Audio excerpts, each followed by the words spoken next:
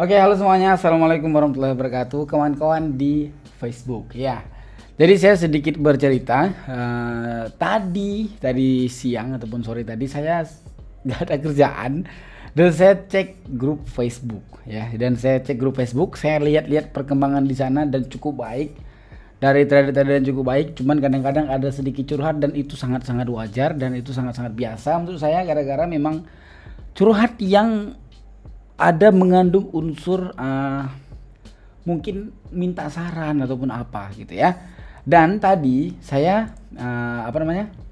Saya tadi tulis status apa ya? Pokoknya saya tulis pesan di situ yang berbunyi, saya mau tanya pada kalian semuanya, kenapa kalian masih bertahan di trading? Padahal sudah beberapa kali gagal. Apa yang kalian harapkan di trading on trade? Kenapa? Why? Kenapa masih bertahan gitu? Misalkan kalian udah gagal, kenapa? Apa motivasi apa yang kalian ambil? Motivasi apa yang kalian pegang sehingga kalian masih tetap bertahan kayak gitu? Saya penasaran aja gitu kan. Tadi ada banyak yang komen ya, ada banyak yang komen. Ini misalkan nggak bisa dilihat komennya, ini dia, ataupun ini dia bisa dilihat komennya banyak sekali. Ada satu, nah ini komennya. Dan yang paling menarik komennya itu yang ini. Komennya yang sebentar. Komentarnya itu yang ini. Nah ini dia komentarnya ya. Ini komentarnya dari Bang Klasik ya. Saya mau tanya balik, mengapa abang trading juga? Kenapa abang masih bertahan juga di trading kayak gitu? Jawaban ini mewakili dari sebagian trader yang lainnya.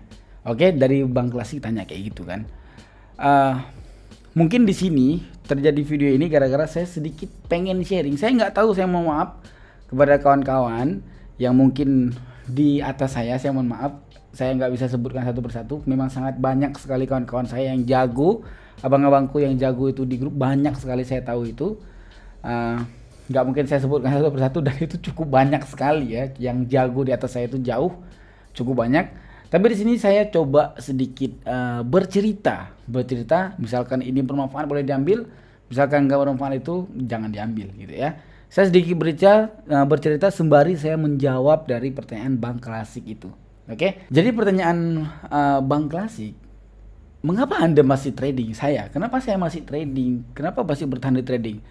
Karena gini Pak, karena aku nggak cari kaya di trading, apalagi trading all in trade ataupun trading dimanapun. Kita kalau belajar trading, ya kalau kita belajar trading, setahu saya ini ya, kalau kita belajar trading, kita bisa semua. Kita bukan belajar all in trade, kita bukan belajar broker lain, tidak. Kita bukan belajar all in trade, tapi kita belajar trading.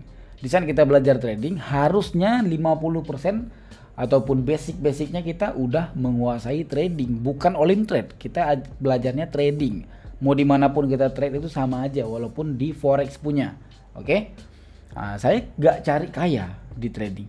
Dulunya iya, saya cari dulunya iya, waktu saya masih pemula, iya saya mencari kaya dulunya Pak. Saya cari kaya gara-gara dulunya saya termotivasi ya, motivasi yang pengen kaya itu, motivasi yang mengarahkan untuk bisa kaya instan, kayak cepat itu. Saya termotivasi dari itu. Tapi karena nafsu saya terlalu besar, nafsu besar tenaga kurang ya kan. Kita kan kalau trader pemula ini, termasuk saya kan, saya juga berangkat dari pemula kan. Kalau nafsu besar tenaga kurang kayaknya itu memang kaya dulu sih yang dicari sih waktu pertama kita kan. Di saat kita lihat video orang ataupun kita lihat orang trade itu dimanapun itu, wah sepertinya ini tempat cari uang yang baik dan benar ini kayaknya nih Pak. Kayak gitu kan, kita pemula kan pasti kayak gitu. Nah dulu saya berpikir seperti itu. Terus saya rasa trade yang seperti itu nggak ideal di saat saya udah mengerti sekitar 80% materi trading. Bukan materi trading, tapi mengerti apa itu trading dan gimana konsepnya. Jadi saya udah cabut mindset yang di sini nggak bisa kaya Pak. Trading itu nggak bisa kaya, nggak mesti di all in trade, dimanapun nggak bisa kaya trading itu. Gara-gara memang bisa dibilang nasib kita itu tergantung market ya. Kita mau belajar trade itu di Arab, kita belajar trading, janganlah di Amerika ya, di Arab kita belajar trading. Kalau marketnya kurang nggak bisa, memang nggak bisa. Nasib kita itu ada di market. Kalau marketnya kurang, kalau marketnya nggak bagus, dan kita paksakan trading juga, berarti Anda masih menanamkan mindset pengen kaya di trading. Tapi kalau sekarang yang saya rasakan itu, saya trade itu cuma cari uang 100 sampai 200 ribu, itu saya rasa bisa dalam keadaan marketnya baik. Tapi itulah pentingnya ilmu semenjak saya mendapatkan 80% tadi. Saya ulangi ceritanya. Dulu saya pengen kaya, ya kan? Saya pengen kaya di trading waktu masih pemula. Kemudian seiring berjalannya waktu, saya rasa sendiri pengen kaya di trading kayaknya itu nafsu besar, tenaga kurang. Nggak bisa, kaya di trading itu nggak bisa. Semenjak saya udah belajar trading secara otodidak dan 80% udah mengerti trading. Ya kan? Karena nasib kita itu ditentukan di market. Kalau marketnya kurang, nggak bisa. Marketnya kurang itu seperti market di pagi. Kalau di Euro USD itu di jam-jam 2 ataupun jam-jam 3 malam ataupun jam 4 ataupun jam 10 pagi yang marketnya itu masih loncat-loncat, itu kan nggak bisa kan, market itu nggak bisa. Tapi kita paksakan trading di situ, itu nggak bisa Pak, nggak akan bisa itu sampai kiamat, nggak bisa itu. Nah kayak gitu. Mungkin sekarang yang terjadi di kawan-kawan kita yang pemula itu, kita masuk dalam lingkaran setan namanya. Lingkaran setan itu yang kita nggak akan puas dengan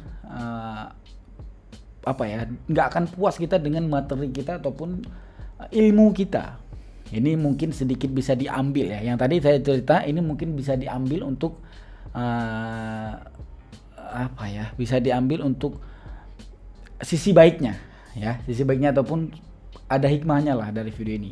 Semoga aja. Mungkin masuk dalam lingkaran setan yang gak akan puas dengan strateginya, gak akan puas dengan ilmunya, gak akan puas dengan materinya. Gara-gara di saat dia trade mencoba teknik 1, teknik A, gak masuk, ya kan, gak masuk teknik A, dia akan mencoba belajar teknik B. Di saat teknik B nggak masuk, dia belajar teknik C, teknik D, segala macam sampai Z dia belajarnya. Semua dia pelajari. Ini sisi minusnya di saat kita banyak tahu materi. Ya, ini pengalaman saya pribadi Pak. Di saat kita banyak materi dan kita punya banyak materi sampai Z, kita punya materi dan kita coba trade ya, kita udah masuk ini ke market Pak. Kita udah masuk ke market, kita punya materi sampai Z. 20 materi kita punya dan kita sangat mahir di materi itu. Di saat kita trade, apa yang terjadi? Ini pengalaman saya. Di saat kita trade, ini market seperti ini, katakan market sideways. Kita berpikir ataupun udah ada mindset, oh ini bisa nih pakai teknik ini. Di saat nggak masuk, kayaknya teknik ini bisa deh. Dan jatuhlah open posisi per candle. Itu percaya atau tidak, itu real, itu fakta. Saya ini pengalaman. Itu fakta, itu semua pasti terjadi kayak gitu. Di saat ini udah kurang, kita akan ganti teknik. Itu mengakibatkan kita open posisi per candle. Nah, jadi mungkin di video kali ini saya akan bahaskan gimana cara trade menurut saya, gimana cara trade pendapat saya yang sangat-sangat memiliki rasio profit yang tinggi dan bisa dibilang yang paling santai, dan kita tidak ada mindset trading ini adalah tempat untuk bisa kaya gitu ya. Mungkin di sini akan saya bagikan layar, saya sedikit bercerita soal teknik ini. Oke, kita masuk ke layar. Oke, kita udah masuk bagian videonya di sini di market AUD CAD. Oke, menurut saya yang paling menjanjikan dari strategi di trading ya, menurut saya yang paling menjanjikan dan yang paling santai dan yang paling bisa membuat kita mengubah mindset bahwasanya trading itu nggak bisa kaya. Gara-gara dengan menggunakan teknik ini kita tidak bisa open posisi per candle Pak. Kenapa kita miskin ataupun kenapa kita bisa terjadi loss terus? Gara-gara kita open posisi per candle kan. Oke, di sini teknik yang paling manis menurut saya yaitu SNR, support dan resisten. Itu manis sekali. Kenapa? Karena itu yang paling menjanjikan. Karena itu memang itu materi basic Pak. Itu memang basic sekali. Tapi itu memang sangat-sangat menjanjikan dan sangat-sangat manis sekali. Contoh, ini dia dalam keadaan tren turun. Sekarang itu tren turun. Sebenarnya tren naik ya. Yang paling penting menurut saya trading itu harus mengerti soal SNR dan trend. Itu dua itu yang paling penting. Itu raja dari segala raja itu ya, dua itu. Ini saya minta maaf sekali kepada kawan-kawanku yang senior. Saya minta maaf, saya cuman bercerita di sini ya. Misalkan ada yang salah itu tolong dikoreksi supaya nggak bisa salah semua. Tolong dikoreksi. Misalkan ada yang salah tolong dikoreksi. Yang paling penting menurut saya ada dua, Pak. Yang pertama, kasta tertinggi itu, trading itu kasta tertingginya yang harus dipelajari itu tetap SNR, support resisten. Yang kedua trend naik, trend turun, sama sideways. Kalau bahasa saya gara-gara saya otodidak itu mayor, minor, sideways. Jadi trend mayor itu bisa jadi uptrend itu mayor. Tapi di dalam mayor itu ada downtrend. Gimana sih saya jelasin? Contoh kayak gini. Ini kalau menurut saya ini dia bukan uptrend, ini mayor. Kenapa mayor? Gara-gara ada tren turunnya di sini. Dibilang tren naik, iya ini dia tren naik, tapi ada tren turunnya. Tapi kalau disimpulkan semuanya antara tren naik dan tren turun ini, dia namanya mayor. Kenapa? Dia naiknya itu di arah jarum jam 2 ataupun arah jarum jam 2.30 di sini, bukan arah jarum jam 3. Kalau arah jarum jam 3 itu namanya sideways. Oke? Ini dia ada namanya koreksi. Kita open posisi di saat kita kayak gini, open posisilah di setelah koreksi. Oke, open posisilah di setelah koreksi. Jadi udah dia naik ya kan, menyentuh dia di RSI, udah tahu kita di relative strength index. Di saat udah nyentuh ke RSI kita berhenti open posisi buy, dia akan turun pasti, tapi jangan juga kita open posisi sell di uptrend. Inilah yang sering terjadi di trader-trader sekarang di pemula. Jadi dia open posisi itu di kandang orang, Pak. Dia open posisi di kandang orang. Iya, saya tahu teknik yang dipelajari itu mungkin udah banyak sampai 1000 sampai berapa ratus teknik dia kuasai, bahkan dia bisa menjelaskan sangat mahir, saya tahu itu. Tapi kadang-kadang teknik itu nggak peduli tren. Contohnya kayak gini.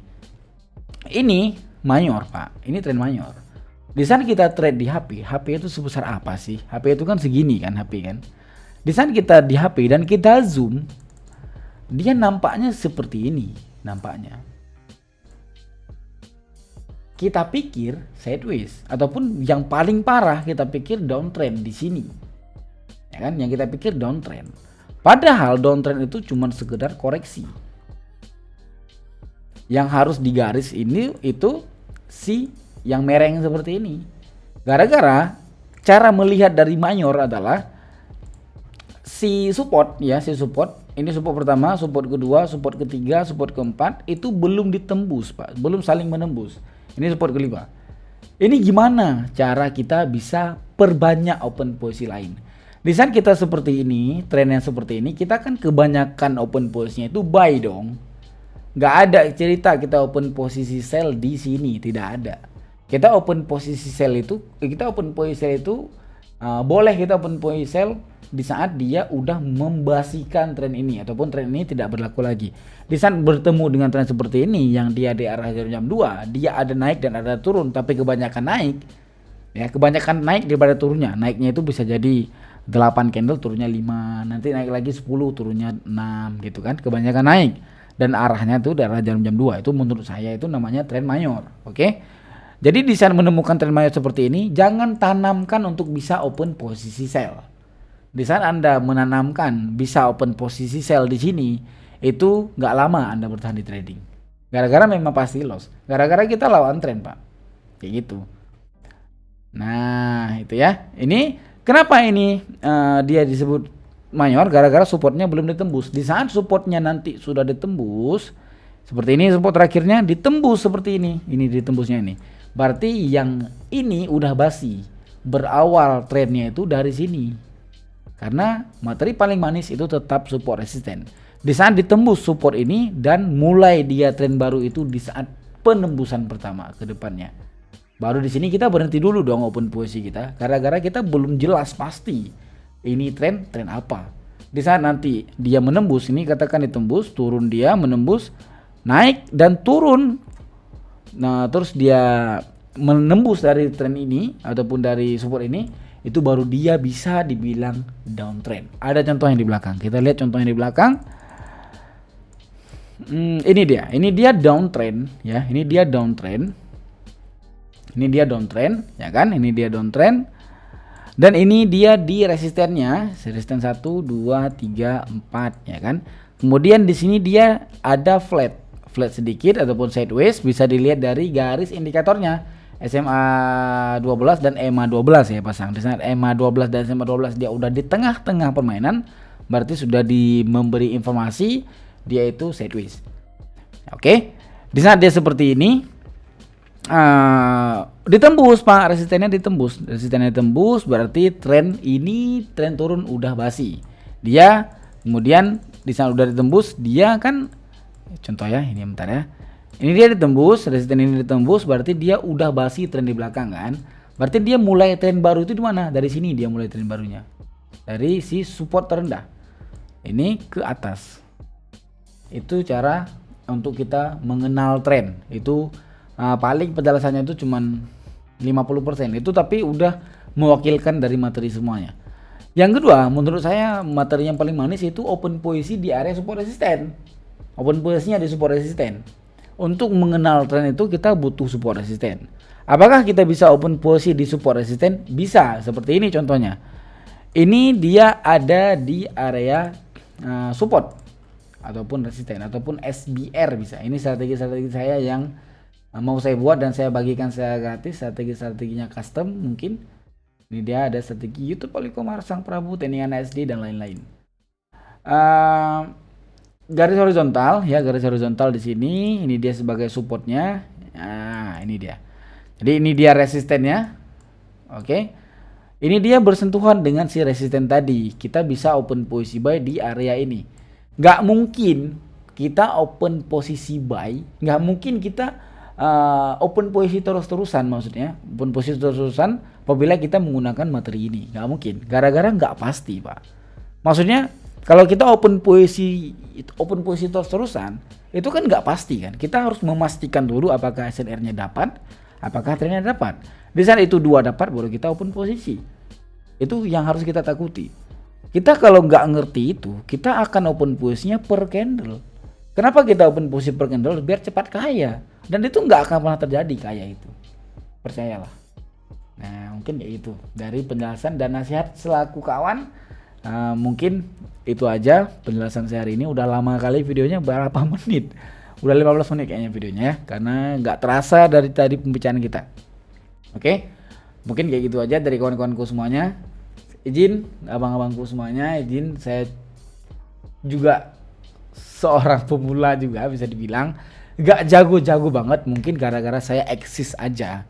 Saya eksis aja, makanya saya berani ngomong kayak gitu, berbagi cerita. Oke, mungkin kayak gitu aja dari penjelasan saya. Misalkan ada yang kurang, mohon sekali ditambah supaya nggak membuat pusing kawan-kawan lain ataupun bingung kawan-kawan lain. Saya mohon untuk ditambah apabila ada yang kurang, apabila yang salah mohon dimaafkan. Thank you very much. Mungkin kayak gitu aja. Request video lainnya jika saya ada kesempatan nanti akan saya buat. Oke, thank you very much. Assalamualaikum warahmatullahi wabarakatuh. Bye bye.